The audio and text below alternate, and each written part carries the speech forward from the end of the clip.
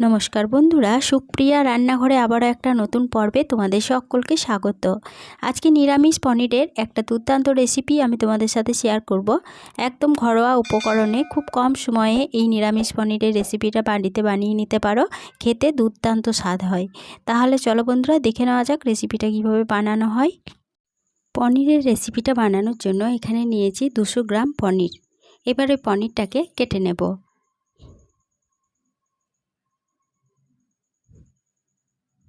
পনিরটাকে ঠিক এইভাবে কিউট আকারে কেটে নিয়েছি। এবার এই পনিরটা একটা সাইডে সরিয়ে রাখছি। এদিকে গ্যাসের ওভেনে একটা কড়াই বসিয়ে গ্যাসটা অন করে কড়াইয়ের মধ্যে দিয়ে দিচ্ছি পরিমাণ মতো সাদা তেল। এখানে আমি রেসিপিটা সাদা তেলে বানাচ্ছি, তোমরা চাইলে সর্ষের তেল অথবা বাটার অথবা ঘি দিয়েও বানিয়ে নিতে পারো। তেলের মধ্যে সামান্য পরিমাণ লবণ দিয়ে দিলাম। তেলটা ভালোভাবে গরম হয়ে যাওয়ার পরে কড়াইয়ের চারপাশে তেলটাকে একটু খুন্তির সাহায্যে ছড়িয়ে নিয়ে একে একে পনিরগুলোকে দিয়ে দিচ্ছি। সমস্ত পনিরগুলো তেলের মধ্যে দিয়ে দিলাম। এবার বেশ কিছুক্ষণ অপেক্ষা করছি এক পিঠ ভাজা হওয়ার জন্য। এক পিঠ যখন হালকা ভাজা হয়ে গেছে তখন পনিরগুলোকে এইভাবে উল্টে দিচ্ছি। পনিরগুলো কিন্তু খুব বেশি কড়া করে ভাজলে পরে পনির শক্ত হয়ে যায়। পনির খুব কড়া করে ভাজবো না, হালকা একটু পনিরগুলোকে ভেজে নিচ্ছি। তেলের মধ্যে নেড়েচেড়ে পনিরগুলোকে হালকা একটু করে ভেজে নেওয়ার পরে পনিরগুলো তেল থেকে তুলে নিচ্ছি। সমস্ত পনিরগুলো তেল থেকে তুলে নেওয়ার পরে ওই পনির ভাজার তেলে দিয়ে দিচ্ছি ক্যাপসিকাম। এখানে একটা মিডিয়াম সাইজের ক্যাপসিকামকে এইভাবে কিউট আকারে কেটে নিয়েছিলাম। ক্যাপসিকামগুলোকে এবার তেলের মধ্যে নেড়েচেড়ে ভেজে নেব। ক্যাপসিকামগুলো ভাজা হতে থাক, ততক্ষণে একটা মশলা বানিয়ে নেব। তার জন্য একটা মিক্সিং জারের মধ্যে দিয়ে দিচ্ছি 1 টেবিল চামচ পোস্ত আর 10টা মতো কাজু। এবার এই মিক্সিং জারের ঢাকনাটা বন্ধ করে প্রথমে শুকনো অবস্থায় এটাকে গুঁড়ো করে নিচ্ছি। শুকনো অবস্থায় গুঁড়ো করে নেওয়ার পরে এর মধ্যে দিয়ে দিচ্ছি পরিমাণ মতো জল। জলটা দিয়ে মিক্সিং জারের ঢাকনাটা বন্ধ করে এটার একটা মিহি পেস্ট বানিয়ে নেব। পেস্টটা বানানো হয়ে গেছে, এবার এটা একটা সাইডে সরিয়ে রাখছি। এদিকে ক্যাপসিকামগুলোকে একটু নেড়েচেড়ে ভেজে নিচ্ছি। ক্যাপসিকামগুলো খুব বেশি ভাজবো না, হালকা একটু ভেজে নিচ্ছি।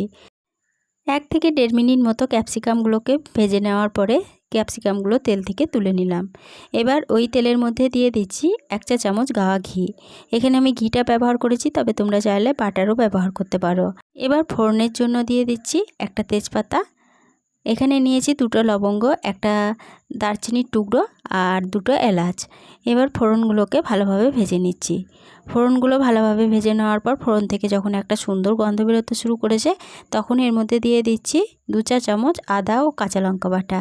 এখানে 1 ইঞ্চি আদা ও 4টে কাঁচা লঙ্কাকে আমি একসঙ্গে বেটে রেখে দিয়েছিলাম, এগুলো দিয়ে দিলাম। এবার গ্যাসের ফ্লেমটাকে মিডিয়ামে রেখে এই আদা কাঁচা লঙ্কা বাটাটাকে বেশ কিছুক্ষণ নেড়েচেড়ে কষিয়ে নিচ্ছি।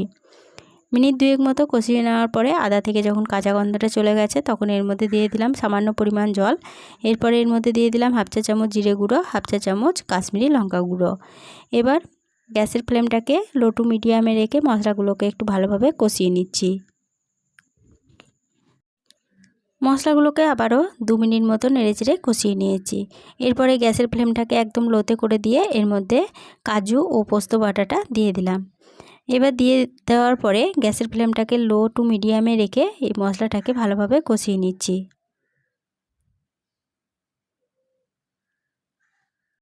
কাজু পোস্ত বাটাটাকে 2 মিনিট মতো কষিয়ে নেওয়ার পরে এর মধ্যে মিক্সিং জারটা ধুয়ে সামান্য পরিমাণ জল দিয়ে দিলাম। জল দেওয়ার পরে মশলাটাকে আবারও ভালোভাবে কষিয়ে নিচ্ছি। মশলাটাকে আবারও মিনিট 2 মতো কষিয়ে নিয়েছি। সমস্ত মশলা থেকে সম্পূর্ণ তেল ছেড়ে দিয়েছে, মশলাটা ভালোভাবে কষানো হয়ে গেছে। এবার এর মধ্যে দিয়ে দেব 2 কাপ পরিমাণ দুধ। দুধটা দিয়ে সমস্ত উপকরণের সাথে খুব ভালোভাবে নেড়েচেড়ে মিশিয়ে নিয়ে এর মধ্যে দিয়ে দিচ্ছি স্বাদ অনুযায়ী লবণ আর দিয়ে দিচ্ছি 1/2 চা চামচ চিনি। এবার চিনি ও লবণটা সমস্ত উপকরণের সাথে খুব ভালোভাবে নেড়েচেড়ে মিশিয়ে নেওয়ার পরে এর মধ্যে দিয়ে দিলাম ভেজে তুলে রাখা পনিরগুলো আর দিয়ে দিচ্ছি ভেজে তুলে রাখা ক্যাপসিকামগুলো। এবার এই সমস্ত উপকরণ আবারও একবার ভালোভাবে নেড়েচেড়ে নিয়ে গ্যাসের ফ্লেমটাকে মিডিয়ামে রেখে এগুলোকে বেশ কিছুক্ষণ ফুটিয়ে রান্না করে নেব। গ্যাসের ফ্লেমটাকে মিডিয়ামে রেখে এটাকে 4 মিনিট মতো ফুটিয়ে রান্না করে নিয়েছি। এবার এই সমস্ত উপকরণ একবার খুব ভালোভাবে নেড়েচেড়ে নিয়ে এর মধ্যে দিয়ে দিচ্ছি খুব সামান্য পরিমাণ গরম মশলার গুঁড়ো আর দিয়ে দেব কিছুটা কাসুরি মেথি। কাসুরি মেথিটাকে আমি শুকনো কড়াইয়ে ভেজে তারপরে এইভাবে গুঁড়ো করে দিয়ে দিলাম। এবার সমস্ত উপকরণ ভালোভাবে একটু নেড়েচেড়ে মিশিয়ে নিচ্ছি। এরপরে গ্যাসের ফ্লেমটাকে বন্ধ করে দিয়ে পনিরের এই রেসিপিটা কড়াই থেকে নামিয়ে নিয়েছি।